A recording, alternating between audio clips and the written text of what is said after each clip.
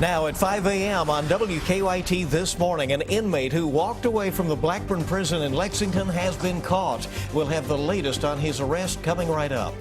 A house fire sent a Lexington woman to the hospital overnight. Fire crews tell us she was so upset over finding out her home was damaged, she actually ended up getting sick. And friends and family of 6 members of a Wayne County family killed in a car crash are organizing a vigil to remember them.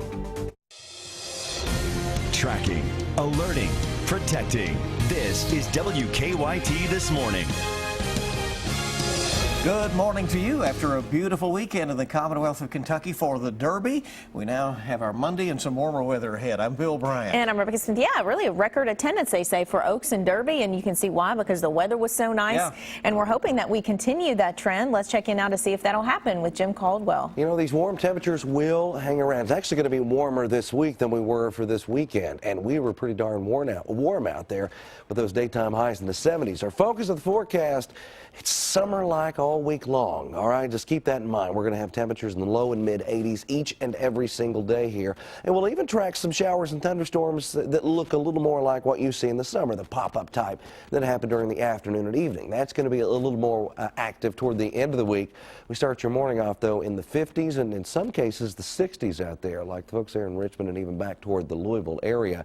We look at Defender, and we're tracking a little bit of cloud cover to our west, attached to a few showers that might creep into northern parts of Kentucky, but that's really as close as most of them will get, because the better rain chances happen later this week. We will take a closer look at all of it and track it hour by hour coming up in just a few minutes. Okay, we'll see you in a bit, Jim. Thank you. New on WKYT this morning, an inmate who walked away from the Blackburn prison in Lexington has been caught and arrested. The prison says 36-year-old Timothy Day was captured last night in Louisville. He walked away in March on the 25th.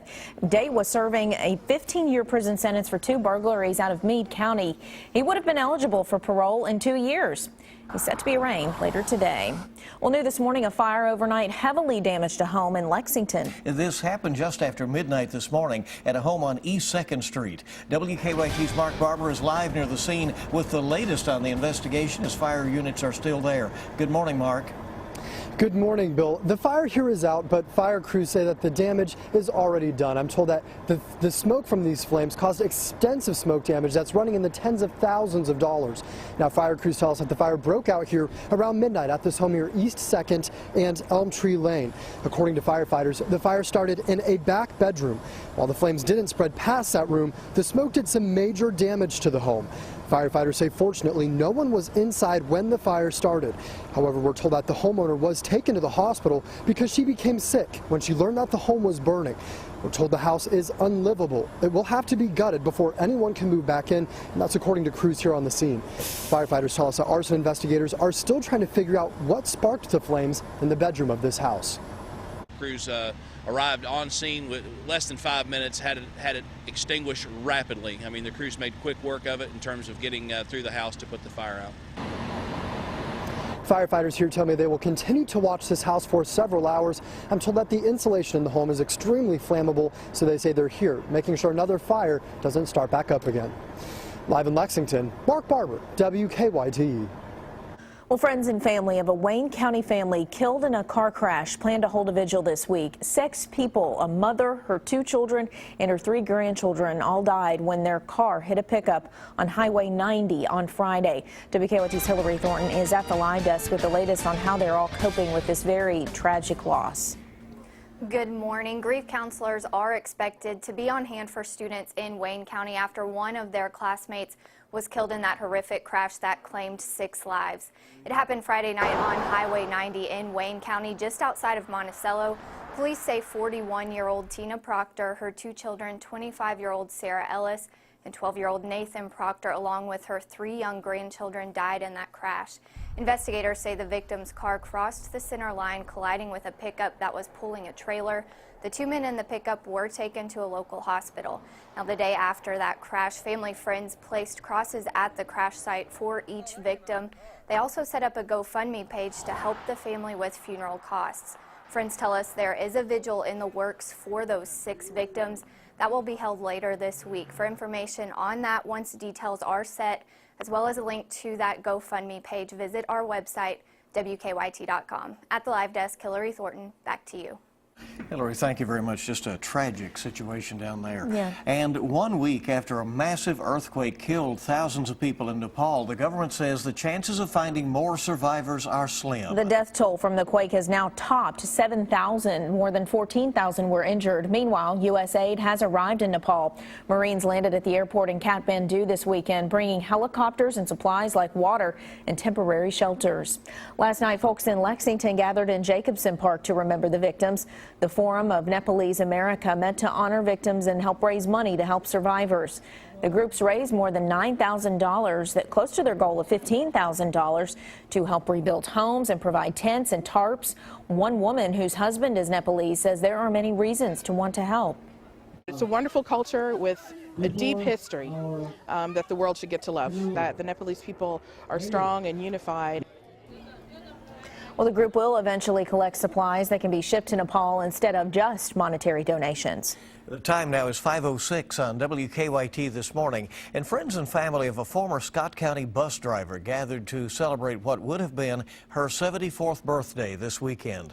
Sue Jones was murdered more than 5 years ago inside her home in Georgetown.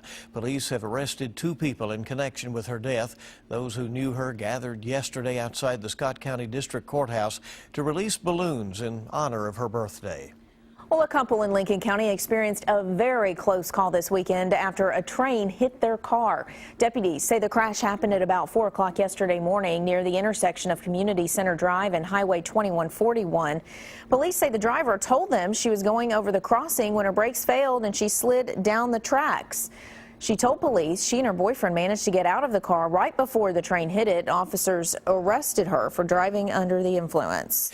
Kentucky Derby 141 might have wrapped up, but the cleanup is far from over. Hundreds of students spent their Sunday morning picking up the trash after record-breaking crowds attended the Derby on Saturday. Student athletes found coins, Derby tickets, even shoes and food, liquor bottles, chairs, and more things in the infield. Athletes at Bullitt East High School picking up trash tell us that they're getting around $6,000 for their work.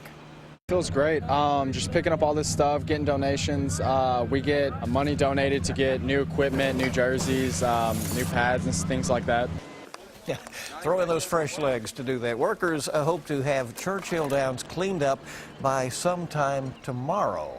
So it's quite a process. And you would know that being over there in all of the fun. Yeah, my big question was what happens to the souvenir glasses that they give you, because a lot of people were throwing those away. I actually kept mine and put it in my purse and took it home. Good idea. But you know, you wonder what happens to all that glass. So I'm going to find out for you. Those Bullitt students there probably know, right? Okay. Yeah. Time this morning is 8 minutes after 5 on WKYT This Morning. Let's get a check of traffic and see what's happening. Not any problems that we're hearing of. Broadway and High looks good. We do want to let you know that there's some bridge repair scheduled today for New Circle Road, starting at 9 this morning, going until 3 o'clock in the afternoon. That's today and Tuesday.